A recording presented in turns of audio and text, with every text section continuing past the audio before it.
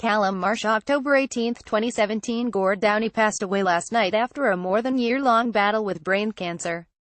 The country mourns the loss of one of its most celebrated musicians, and the industry is undoubtedly poor without him here. But before he passed, Downie had the rare privilege to make peace with the inevitable and to wish the nation, and his millions of fans, goodbye. He undertook a sprawling farewell tour across Canada in the summer of 2016 that will be remembered as among the most important to grace the nation, an extraordinary gift bequeathed by a dying man to those who adored him. It's sad to lose Downie. It's a blessing that we could cherish and savor one last year. Gord knew this day was coming. His response was to spend this precious time as he always had, making music, making memories and expressing deep gratitude to his family and friends for a life well lived, often sealing it with a kiss on the lips, his family said in a statement after he died surrounded by his children and other family members. Gord said he had lived many lives. As a musician, he lived the life for over 30 years, lucky to do most of it with his high school buddies. At home, he worked just as tirelessly at being a good father, son, brother, husband and friend. No one worked harder on every part of their life than Gord. No one. Downie was born in the small town of Amherst View, ONT, in the early months of 1964. He attended high school in nearby Kingston, where he was the lead singer of a punk rock group called the Slinks. Downie's classmates, Gord Sinclair and Rob Baker, had a band of their own at the time, called the Rodents, and the three admired one another's taste and sound. At a certain point they decided to abandon the nearly obsolete punk scene and form a rock band together. They called it the Tragically Hip. The Hip honed their style in small clubs around the city. By the time they graduated Kingston Collegiate and enrolled in university, Downie elected to study film at Queen's. Their live show, consisting mainly of covers of bar band staples, had become popular enough locally that they were performing nearly every weekend. Music was slowly become a full-time gig for the band. When they weren't on stage, they were composing original music, recording demos and mailing out CDs to record label execs, even attempting the occasional battle of the bands.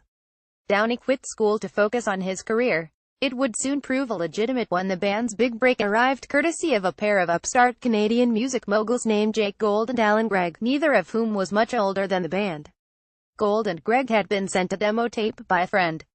They were impressed enough by the raw talent that they felt compelled to reach out to them, inviting the band to make the 2.5-hour drive from Kingston to Toronto to perform a short set at Larry's Hideaway downtown.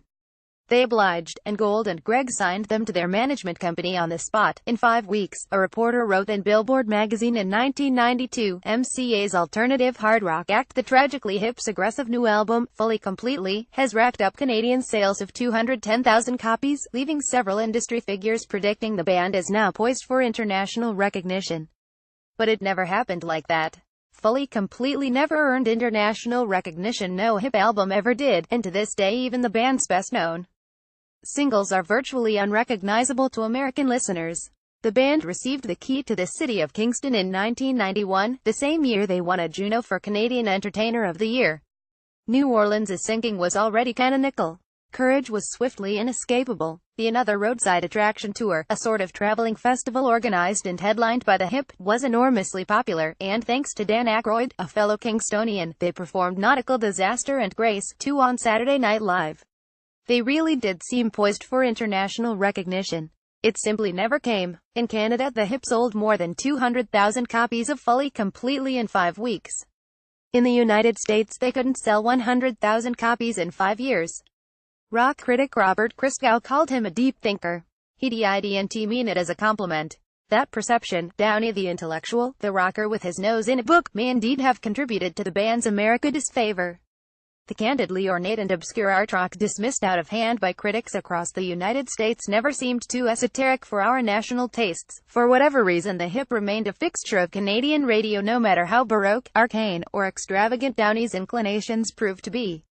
Of course, the most enduring Hip hits were those invigorated with anthemic clarity and roaring pop rock hooks. Nobody can resist an earworm. But we may take it as a point of civic pride that our airwaves found room for even the most experimental efforts of a man less a singer than a poet. Much of the Hip's appeal has to do with exactly this tension. Barrack on a stadium scale and with a delicate sensibility. How do you reconcile that? Downie himself struggled often with his sense of artistic identity. He never knew what to make of the character of his own fame.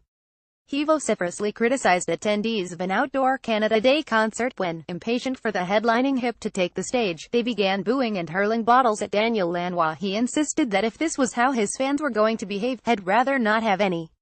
Of the many diehards who would routinely travel stateside to support the Hip's American shows, Downie was mystified, even contemptuous. The homesickness mixed with alcohol is a pretty potent brew, he recalled to author Michael Barkley in his book Have Not Been the Same, The Canrick Renaissance. I had no affinity for the people that would do that. He was widely admired. He never seemed quite comfortable with the admirers. Downie's last year was defined not by resignation or defeat but by joy and enthusiasm. That was the prevailing register of the farewell tour. He seemed not sick, not tired, not infirm, but grateful, impassioned, ecstatic. It was as if, seeing these thousands of zealous people filling stadiums and arenas across the country night after night, Downie's long-standing skepticism about his audience evaporated, freeing him to accept their love openly and with appreciation. The man up there in a glittering purple jumpsuit and top hat, belting barnburners into the nosebleeds, did not seem remotely unsure about the crowd's affection. He had an obvious affinity for these people. Because ultimately that tension between rocker and artiste needn't be resolved, the two sides of the man and the music don't have to be reconciled. Downie was a deep thinker. Downie was a rock star. Canada has always loved him for being both. Downie's family thanked his fans for the respect, admiration and love they gave him over the years. Those tender offerings touched his heart and he takes them with him now as he walks among the stars. Click to see larger image.